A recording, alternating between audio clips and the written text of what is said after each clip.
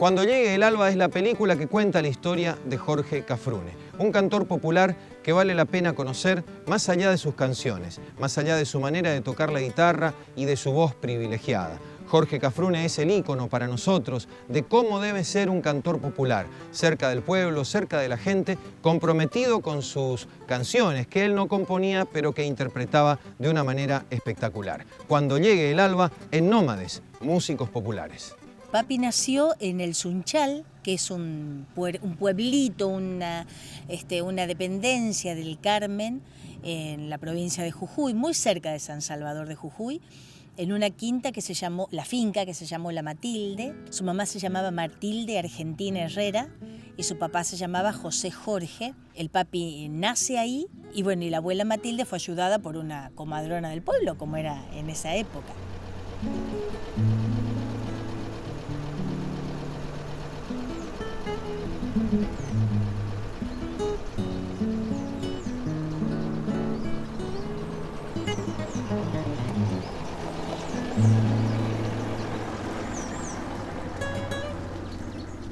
Chango de a caballo, entre los lapachos florecidos, la libertad del campo y la inquieta autodeterminación del canto y la identidad. Dos hermanos, caminos de piedra, parteras, una guitarra, Jorge y José, en La Matilde, de Perico del Carmen, provincia de Jujuy. Estamos justamente en el lugar y la casa donde nacimos Jorge y yo. Esto haría 77 años de Jorge, iban a ser 75 de los míos, porque en la época que nacemos nosotros no existían las maternidades, escasamente los hospitales, que muchas veces no contaban con personal idóneo. Entonces cada pueblo existía una partera que era idónea, y nosotros tuvimos la suerte de contar con una de las parteras más idóneas que tuvo la zona de Jujuy. Era una señora que le habían traído los Lich, los del Ingenio de la Esperanza, para que atendiera los partos del personal del ingenio. La habían traído de Inglaterra. Y después que se jubila, se va a vivir a un pueblo que estamos a 6 kilómetros, 7 kilómetros, se llama Perico de San Antonio. Entonces esa partera era muy requerida, porque cuando vino ella vino para atender el personal jerárquico del ingenio. Pero después se convirtió en la partera de todo. La va a buscar doña Cristina, se llamaba, una señora sorda era. Y él se movía en sulky. Entonces mi papá tenía un Ford a bigote, se va con el Ford a bigote a buscarla a San Antonio. 6 kilómetros eran una odisea. Entonces fue, la buscó a ella y se vino. La atendió el parto de mi mamá. Y era muy gracioso porque la Andricina por ahí dice en un relato, dice, no sé para qué calentaban tanta agua cuando iba a haber un parto, pues no se ocupaba toda. Y no nos hervían, te digo, ¿eh? Nació, como te digo, en esa finca y se crió ahí entre la gente que trabajaba con su papá, que después se volvió una finca tabacalera, así que él estaba con los hijos del capataz, ponerlo, los hijos de los peones, de su papá era el dueño de la quinta, así que de la finca, así que él estaba ahí, ¿no? Porque mira vos, mi mamá era criada, nacida en San Pedro de Jujuy, a los 6 meses se van a vivir a Almagro, a Buenos Aires, a pleno centro. Después lo conoce a mi papá, que ellos habían venido del mismo pueblo, porque el origen de mis abuelos es un pueblo que se llama el Cafrum, en Siria. Cuando mi bisabuelo había hecho una recorrida por todo el mundo viendo dónde podían ir los hijos de él, porque la lucha contra los moros era tremenda, aparte los moros entraban al pueblo y mataban todo lo que se movía. Entonces mi abuelo, preocupado por eso, va buscando lugares para que vayan los hijos. Y eran 4 hermanos varones. Y le dice, cuando te pregunten en la Argentina o en Brasil cómo es el apellido, digan que son Cafrune.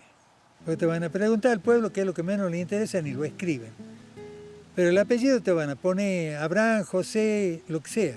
Decir Cafrune porque eso les va a llamar la atención y te lo van a poner. Cuando ya más o menos tenía una edad de ya sabía caminar, tenía 6 años, 7, le robaban las hojas del tabaco al abuelo y se iban a pitar un chala, ahí tal cual dicen las canciones, a las acequias.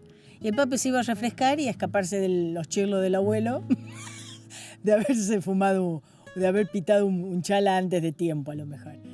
nosotros encañábamos y desencañábamos tabaco los chicos. Entonces había que desyullar los almácigos, sacar todo lo que no era tabaco. Regábamos los almácigos con la regadera, que tenía una flor en la punta de la regadera, y había que hacerla alcanzar en el almácigo, uno por una regadera por cada lado.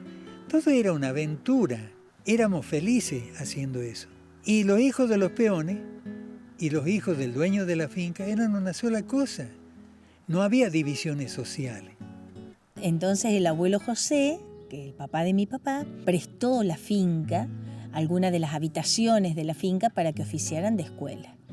Termina la escuela primaria el papi y se va al Colegio del Salvador en San Salvador de Jujuy.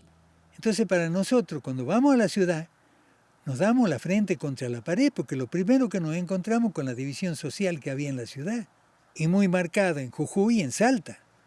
Entonces nosotros, como éramos orejanos, no nos dejaban poner la montura así nomás, vamos viendo la diferencia y vamos rebelándonos contra esa gente.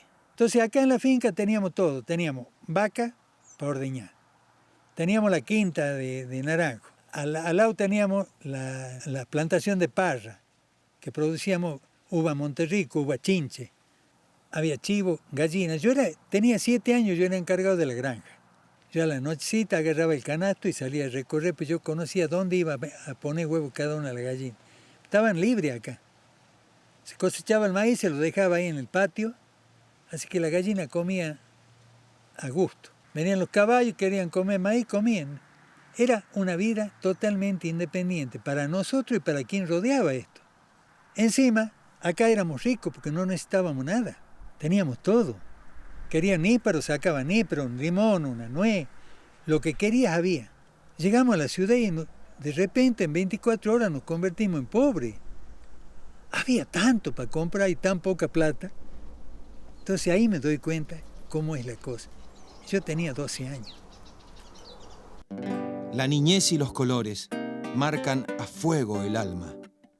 ¿De dónde sale el cantor y su canto, sino del pueblo, a donde vuelve siempre? Jorge Cafrune se viene a Salta.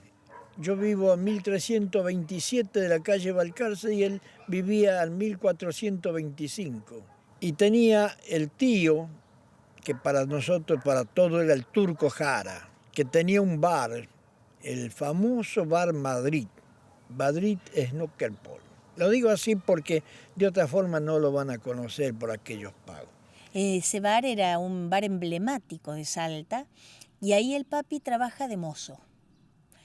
Y va juntando plata, dice, yo me voy a fin de año. Y mi mamá era, ¿y a dónde te vas? Y no sé, mamá, yo me voy. Entonces llega fin de año y los 2 de enero se va a la estación, toma un tren, todo lo que había hecho en el año, lo lleva bien, acurrucado en el bolsillo, y llega al Chaco.